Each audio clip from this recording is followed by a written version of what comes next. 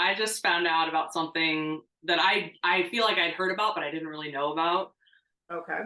So I was at dinner with some friends on Saturday night, and I don't know how we got on the topic, but someone was like, "Yeah, now some schools are installing litter boxes for these students who are like identifying as cats." Stop. No. No, no, they're No. not. No, they're not. So I did end up looking it up. That is a total like urban myth, whatever. But like everyone at the table had heard about it except for me. So I'm like looking around like, no, like this is like exactly what you just did. Like this isn't real. This can't be true. But it led me down this whole like, have you heard of furries? Do you know what furries are? Oh, yes, I do. Why do you know what furries are? Tell me. Because I've been on this planet for so freaking long. Yeah, furries and plushies. So what do you know? I mean, I think they're maybe that's the same thing, but do the Like furries? the stuffed animals? Yeah, they dress up like that, and Yeah. then Not they go heard. to conventions, and then they. Yeah, so I there's like actually studies being done on this because I think it is such a like deviant expression in society. Like people who are super interested but mostly sexually attracted to like cartoon animals or anthropomorphized animals. No, I'm no, I'm done.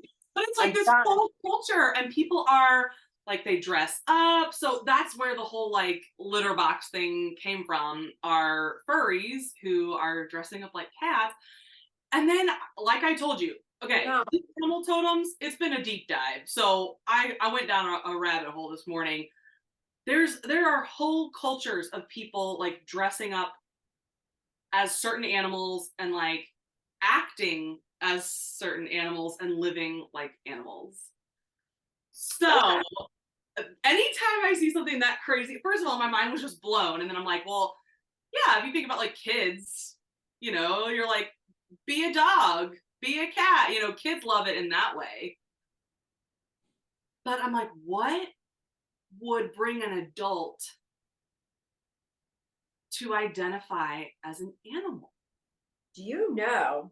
I recently read something that said that at the end of every epoch or civilization, there's a breakdown in identification of gender norms. Uh, Really? yeah, and so I wonder if this is just an offshoot of Yeah. that. Everything's breaking down. Nothing feels really stable or solid. Like, Oh, maybe I'm not even a girl. I mean, right. if planet Earth is flat or concave or round and there's clones walking all over, fuck, I'm a horse. Like, Right. Like maybe I'm not even a human. And it makes sense to me though, because we've seen the breakdown of the education system, the banking system, the uh, religious system, like all of these structures that we've built in place to know and understand our world are breaking down. And you can look at it as Armageddon, or you can look at it as like the rebirth of a new world that's trying to come through, but all this old stuff has to die first. It's just such a fascinating expression in yeah, well, history. yeah, as above, so below. So if we're connected to the earth and all the systems are breaking down, it would make sense that our intellectual construct of who we are is Yeah. also breaking down. Yes. So Yeah. that was Okay. my rabbit hole. Julie, what have you been doing all morning? Well, not researching flight. Oh. No. What have I been doing? The rag, making my juice, saying Mm. hi to my cat, taking my walk, uh, checking in on my peeps, seeing how everybody's doing before we get on and do this. So yeah, it's been another day, another Well, morning on I planet Earth. love that you intentionally spend time with your cat in the morning because I do as well.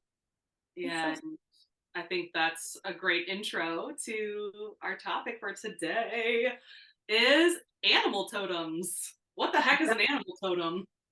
What the heck is it? Well, I mean, I think the word totem really comes from Native American, um, right? Clans, tribes started that word, but do you have a specific definition that you?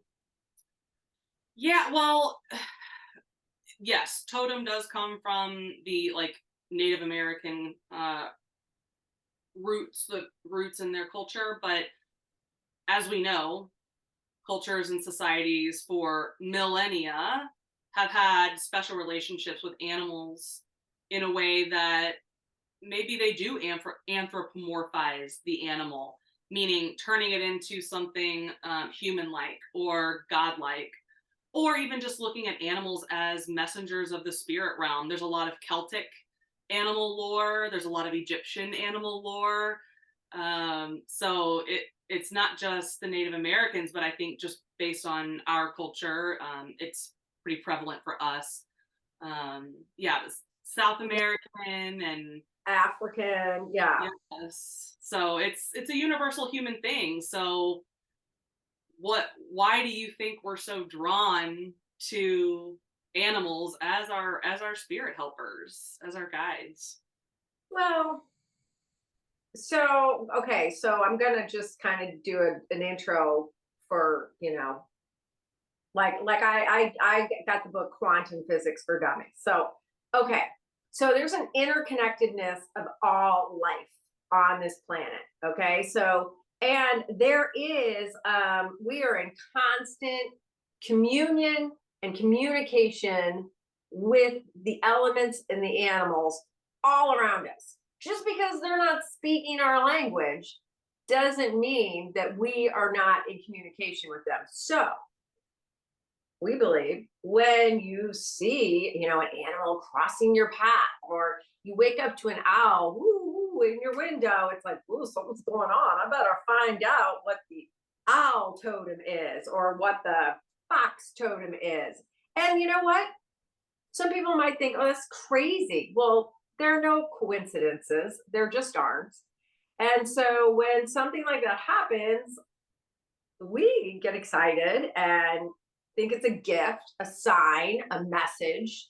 And then, we've got to figure out what it means. So we decided, look, we're going to do a series on animal totems and gather information and do some cool artwork and all the things and maybe some playlists. So today we're like, all right, let's just talk about animal totems. Let's talk about our favorite animals, some experiences we've had, like where it's like that was a message. You can't tell me that wasn't a message.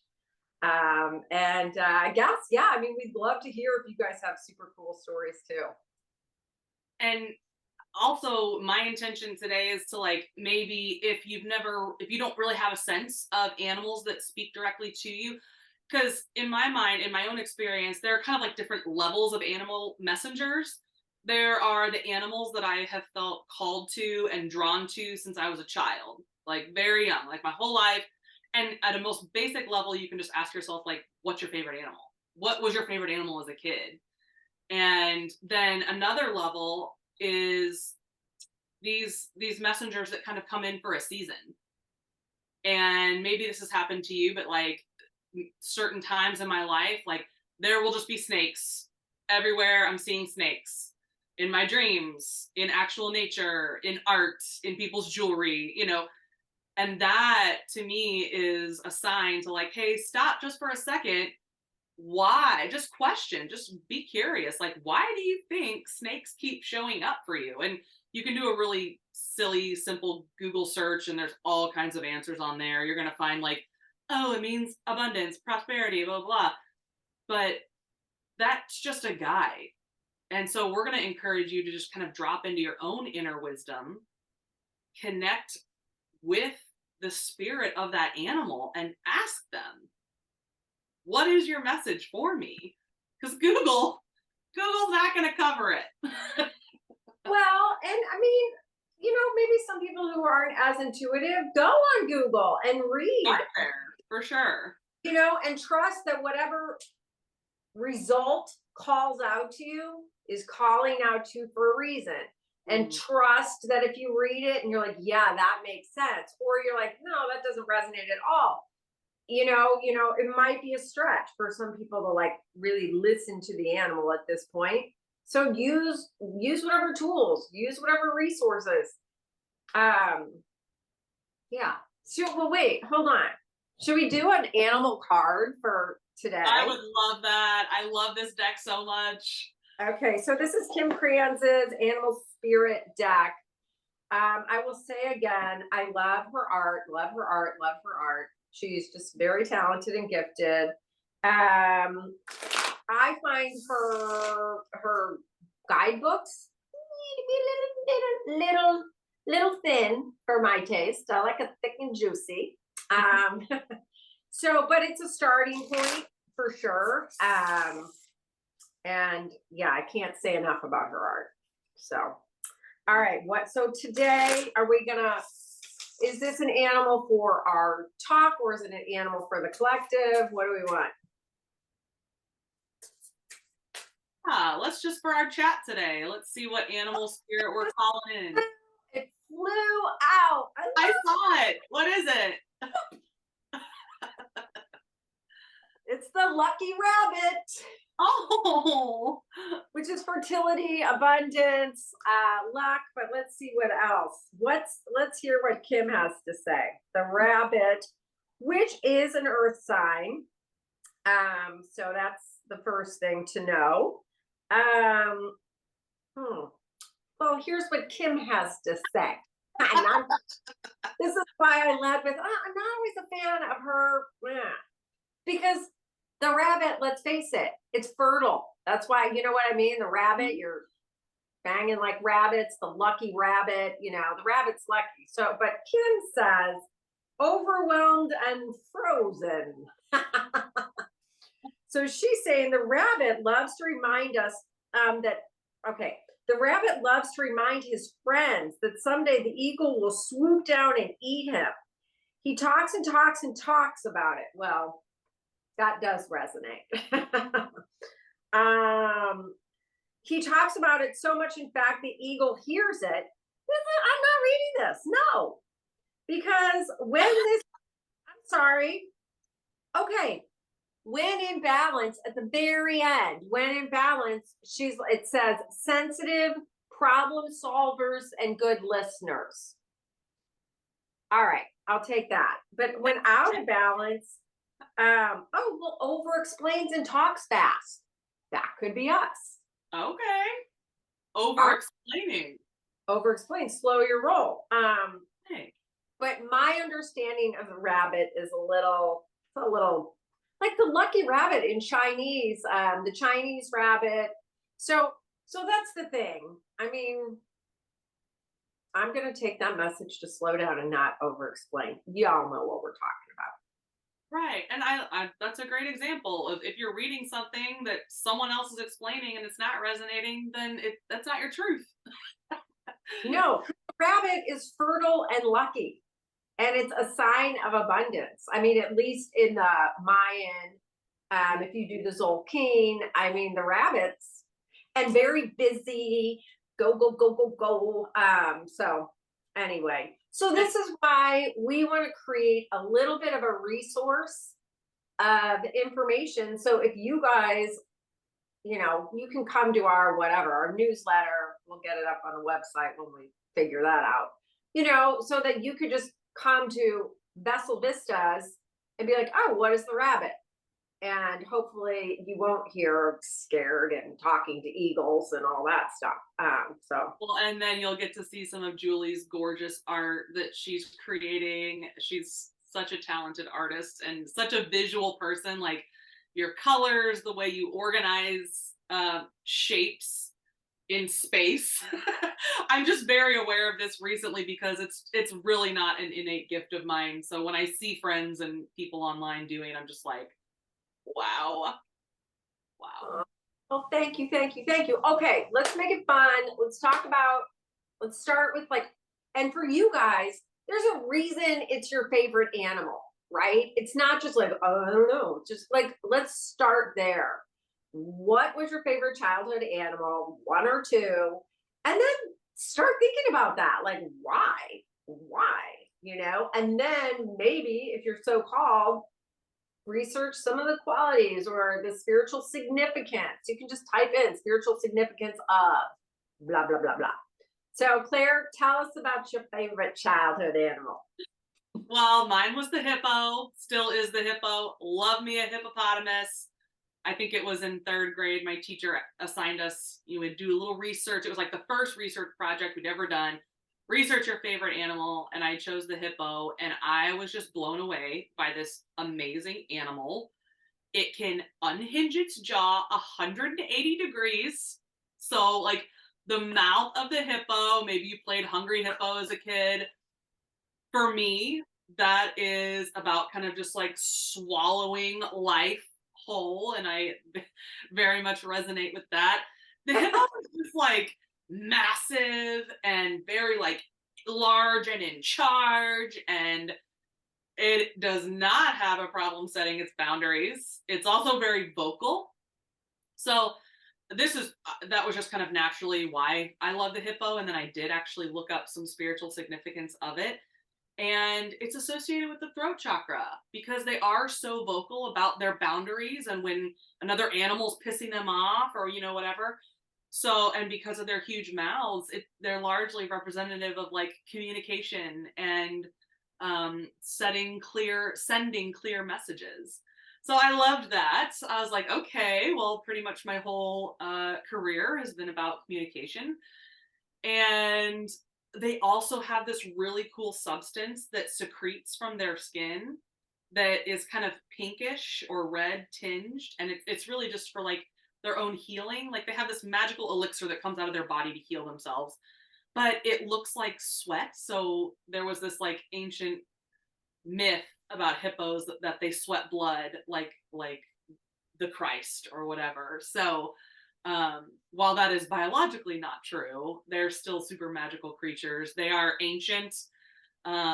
They show up in like cave paintings from thousands and thousands of years ago, and they also kill more people on the continent of Africa than like any other animal every year. So they're brutal. Like they look so cute and like adorable, and they are brutal. And I love that badassery. I love that they live in the water and on the land, and they can just like chill on the surface there. They can take down crocodiles. So for me, the hippo is very much my kind of my masculine presence. But then yeah, that's my favorite animal of all time, and we can talk about other animals that have come in a little bit later. But Julie, what's your Okay. First of all, I think it's hysterical that you think hippos are adorable. They are, oh my god. Oh my god. I was in Africa in December and saw a lot of hippos. Those are some big, scary beasts. I mean, like that is the last thing I would call them is adorable, but I think it's adorable that they're adorable to you. I mean, that's the thing about life, right? I mean, to me, like, there's some animals you think, oh, everybody loves a horse, right? But maybe not. Okay, so my favorite animal of all times is the dolphin, and always has been. When I was a young child, we went to like, I don't know, Epcot or SeaWorld, one of those places which I would never go to now because you've got a dolphin in captivity, which is just wrong. But there was like a big show, and I was one of thousands of people, and they were going to get a volunteer to come be with the dolphins. And I mean, I'm like, like, pick me. And they picked me. And I mean, this is like one of my favorite childhood memories. I go down to the stage, I could barely talk. I was crying with joy, like just so beside myself. And I got to touch the dolphin, and I mean, so the dolphin has always been my animal. And the dolphin apparently, okay, first of all, they well, they send out obviously the echolocation. So they send out these sonar frequencies, and they have this beautiful pod mentality, the way that they take care of each other. But since channeling and all that, I've gotten a lot of messages about the dolphins that they keep their cetaceans, and they serve as guardians of the cosmic frequencies of the water and the oceans. Mm. So, which is super cool. So, and I love the oceans. Um, People say they come from Sirius B, so the star system, I guess, Sirius B, and they're related to the Syrians, which is also strange because I didn't know anything about any of this. Syrians and azurites, the blue azurites. So I've since gotten messages about, oh, you're a Syrian and whatever. So I'm like, okay. I've had very cool dolphin encounters in the wild where they said we're the Lemurian. It doesn't even matter. It's a great story for another time. So dolphins, what do they actually represent? Transformation, freedom, joy. They're extremely high frequency animals. They're super, super intelligent. They're not third dimensional that people believe they're, fifth, sixth, I don't know what dimension, but higher dimensional. And then their clicks are actually all their communication, but healing. Also, they're dolphin assisted births. And it's interesting. The name of the institute that is now doing this is called the Sirius Institute. So I'm like, well, okay. A few other people know they're from the Sirius. Wow. And people are going, and the dolphins go in the water. It is a painless birth. Okay. Like, what the heck? So we can add the link to that. Just saw a video too of, I believe it was a child with cerebral palsy and some sort of spectrum diagnosis, and they were just literally like lowering this child in the water, and the dolphins were trained. They would come up and they were doing their clicks, and they were literally therapizing him. Yes. Yeah, they're sending out sonar frequencies. So, I mean, if we're all frequency, right? And they are this divine high frequency, intelligent animal, that's so exciting. Makes sense. Right? Right. So the dolphins. All right. So what else? We're gonna talk about number two. We're gonna talk about how our animals in our lives have communicated with us. We're gonna talk about I'd love to talk about my cat. So I moved into think about your pets too. If you have pets at home, there's a reason you're drawn to your certain pets. And I've always, always, always been a dog person. And I love dogs. I'll always love dogs. I hope to get a dog again one day. Just 3 years ago now, a friend found a kitten, a little black furry kitten, and she was like, "Do you want this cat?" And I was like, "Ugh." I mean, we grew up not just dog people, but cat people. Yeah. Okay. Yeah, same here. So, I talked to my husband, and we were both like, "Okay, let's do this." My dog had just died that same year, and so it felt like it was time. This cat has been so freaking magical. I am a full believer now that cats are probably, I mean, all animals are magical, but maybe you have that sense that certain animals are just a little bit more magical than others, like a hummingbird. Anytime I'm with anyone and a hummingbird comes around, everyone's like, it's like it just carries a certain vibration that people are like, oh, there's something special about that animal. I feel like cats are the same way. And this cat, her name's Faye. I named her Faye for the fairies. I have my ancestral roots in the Celtic lineage. But she has really been my helper in bringing in my more feminine expressions. And softening. And when we first got her, we tried to treat her like a dog. And I mean, we were like, just way too much, like way too rough, not like physically rough, but like coming at her and wanting to, and it was like, and I've learned that she needs like very soft. When we approach her, we let her smell. Like, it is, everything about her is just soft. And so that's been a whole shift in my expression of myself and my exploration of this polarity that exists within me. And now, I think I shared this last episode, but Luke and I started feeding the feral cats in our neighborhood, which there's like a whole cat gang. And now we have like 7 to 9 regular feral cats who are eating out of our carport every day. And I'm like trying to figure out how I'm gonna trap them and take them to get adopted. And we're gonna like fix some of the older ones so they stop reproducing. You want to talk about bunnies, cats, my God.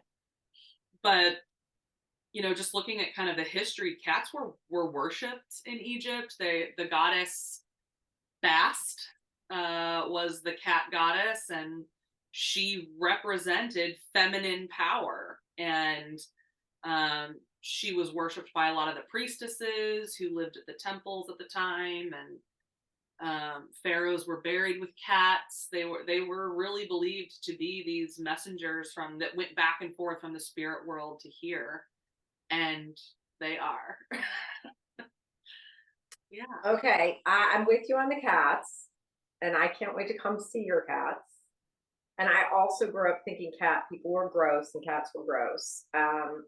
This is true. It's a cat. I think it's like a cat curator or something. And athletes that have like injuries or before they're gonna go, I don't know, play their big game or whatever, they go into this like booth that mimics the sound of a cat purring. It enhances their performance. It like heals whatever micro tears are in their muscles. Additionally, the cat purr, if you put it on a broken bone, will begin to mend the bone. So that's so pretty. But it's like, again, we're coming back to the frequency emitted by these beautiful creatures. Right. Vibration. Like, maybe the hippo's not vibrating at the level of healing, but there is a time for, Right. but that's super interesting, because when we think about language and communicating with animals in this way, obviously we're speaking different languages, but Julie and I do believe in a universal language of frequency. And so, Totally. Oh, yeah. And they can see that. So yeah, my super cat Teddy, like he can see, I mean, he's constantly watching things around here. Um, apparently lower vibe entities come up through your drains and your toilets. I did not know that, but I found that out from my guides after. I was like, what is going on? There were a couple nights here over the last several years. There's some really tough stuff going on with my daughter, and there was so much like clanking and weird stuff going on in between our bedrooms at night. And I was like, this isn't great, because you can just tell when something's like, this isn't great. Teddy spent the entire night in my walk-in shower on guard, didn't move, just stared down the drain. wow. And then I didn't say anything to Maggie because I didn't want to scare her. Like, we got a little paranormal activity going on in the house, which I get. I mean, I've gotten orbs on my cameras. I mean, there's a lot. And you know what? I think a lot of people have a lot going on in their homes that they just can't see or don't pick up on. And then the next night, apparently Teddy was in Maggie's bathroom on the toilet, staring down the toilet bowl, guarding that all night. And she said to me, Mom, Teddy would not move from my bathroom. I'm like, yeah, I think he's keeping an eye on things for us. And if I'm dating someone, like it's like the first time they come to my house, Teddy knows. I mean, Teddy knows. Like so much. One night I got to the point where I was having this guy over for dinner and I like set the table and whatever. I'm in the kitchen. The guy's not here yet. And I walk in and Teddy is literally sitting on the guy's plate. Just like, nope, nope, nope, Get nope. any food. Don't do it. Don't go there with this one. And then just recently, like he is a totally magical cat. Just recently, I was working with a client. It was a really long Saturday. It was a guided plant medicine journey that was 13 hours. And it was a lot of energetic work for me, which, I don't think people realize that's a lot. And I was so pretty beat up at the end of that. This client was experiencing all this stuff in her body, and I was trying to break it up, to help her break it up. Doesn't matter. I could feel myself taking on this energy of hers, despite trying to, keep my energetic bubble and all that. So at the end of the day, literally, whatever, 12, 13 hours later, I come home and I'm like, I got to do all the things. I got to get the salt bath. I have to turn on frequencies. I take the garlic. I'm like, my energy, only my energy, all my little stuff. And my cat, who usually sleeps in the room with me at the end of my bed or somewhere to kind of keep an eye on things, I was like, oh, buddy, I need you. I need you. And he came over quickly, like walked the parameter of my body while I was laying down, and then jumped off the bed and I mean bolted out of the room. And I was like, okay, was it something I said? Like, seriously, where are you going, bro?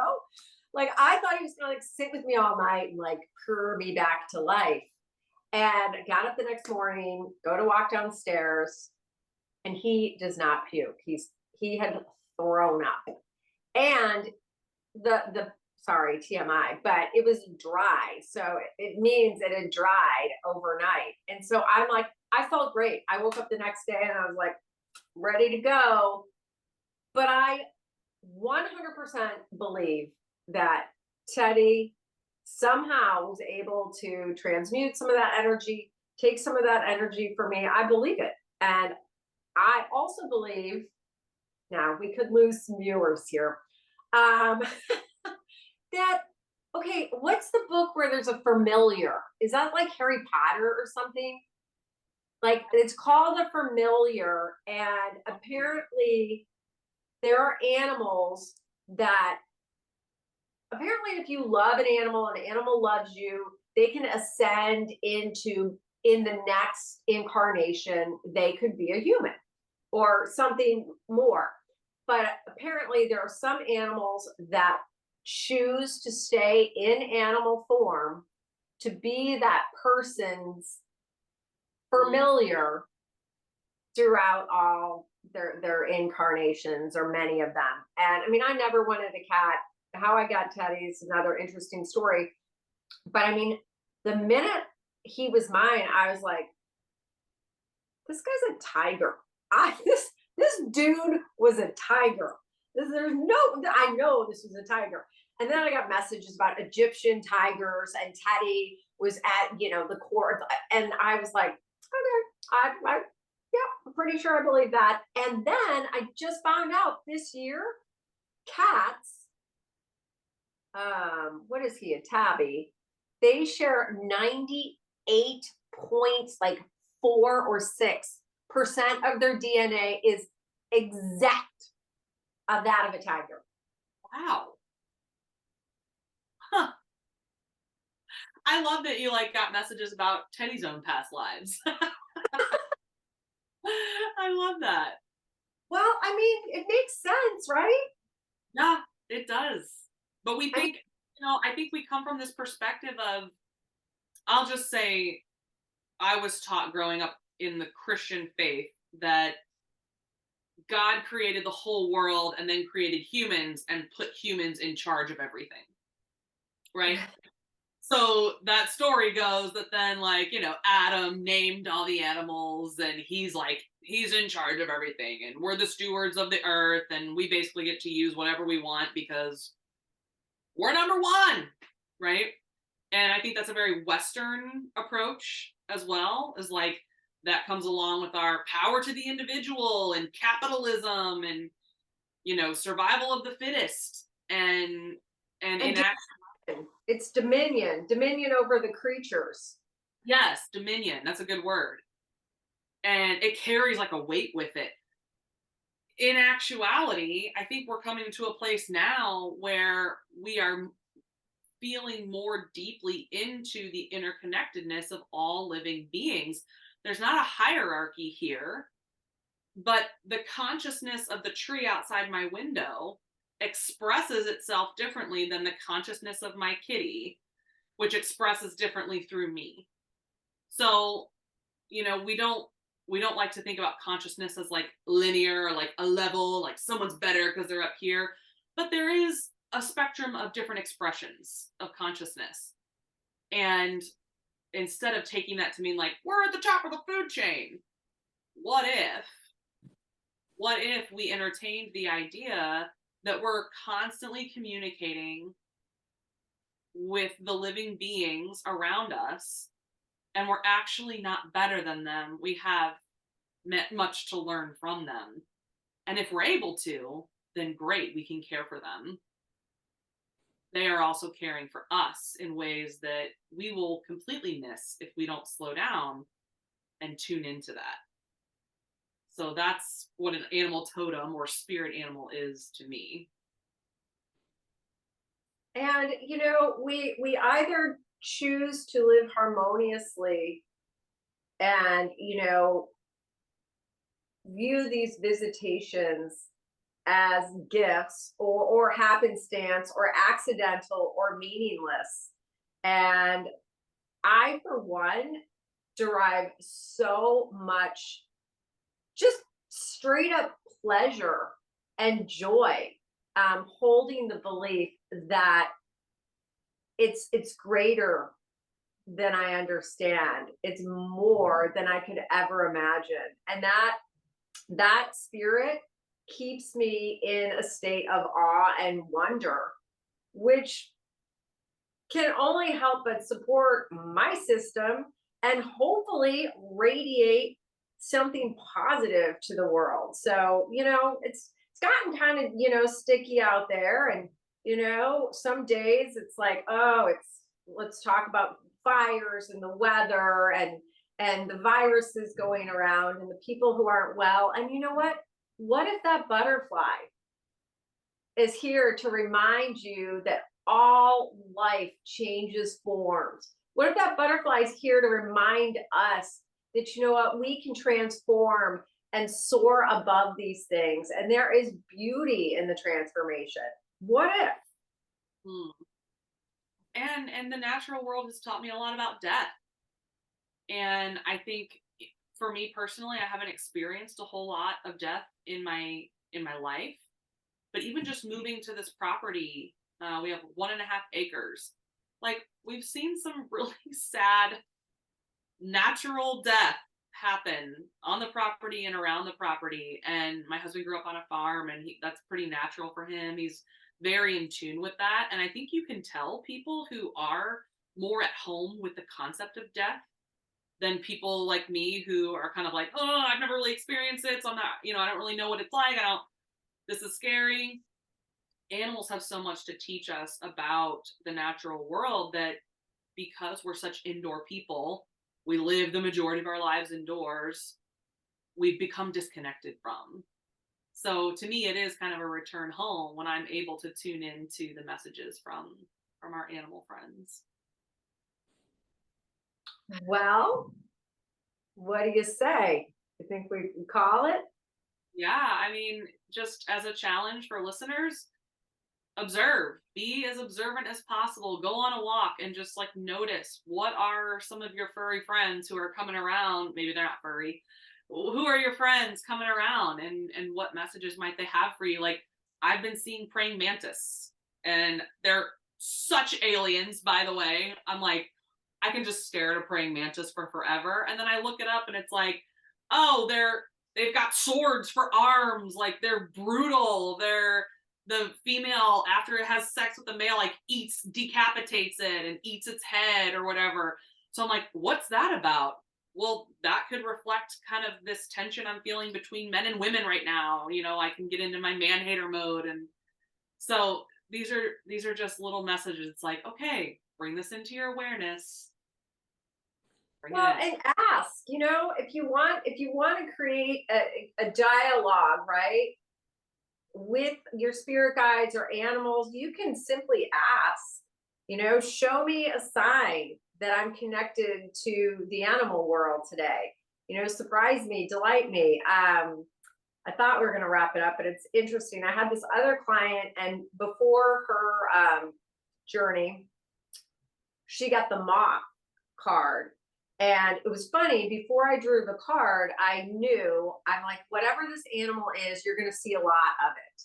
And it's going to be like all over. It's going to be in your face. It's going to be everywhere. Because I knew it wasn't like a gazelle. And when I flipped it over, it was the moth card. And the moth is about resurrection, transformation, growth, shows up to help you see your shadow. It also represents the feminine energy and sort of pulling more of that, the moon energy, that hidden feminine energy out. What else? Hidden knowledge within yourself or the world. So anyway, she called me this week and she was like, okay, this is getting ridiculous. And she had kind of a tough journey. It was a lot of shadow work. And she kind of wanted to put it all in a box because, back to work, back to functioning in the world. I'm not, I did that, but I don't have time to look at all this right now. She called me and said, moths are flying into her face. Like, and she's like, okay, I got it. All right, I got it. And just like, listen, honey, listen, you got to do your shadow work, whatever. But I thought that was so great. So, I mean, they're there, work with you, and they're here to support you, even when they fly in your face or die on your doorstep or whatever. They are supporting you. That's right. We're not doing this alone. Yep. All right. Well, Great. if you end up meeting your animal's totem or a special animal messenger, we'd love to hear about it. So drop it in the comments or email us. Yeah, and stay tuned because newsletter this week is the female orb weaver. I know, get excited. It's Halloween time though, so we are right. We're on it. Yeah, so look at our newsletter to just kind of see the animal totem of the week until we decide everybody's tired of animal totems and we'll do something else. Awesome. All right. Thank you, Julie. Bye. Love ya. Bye, friends.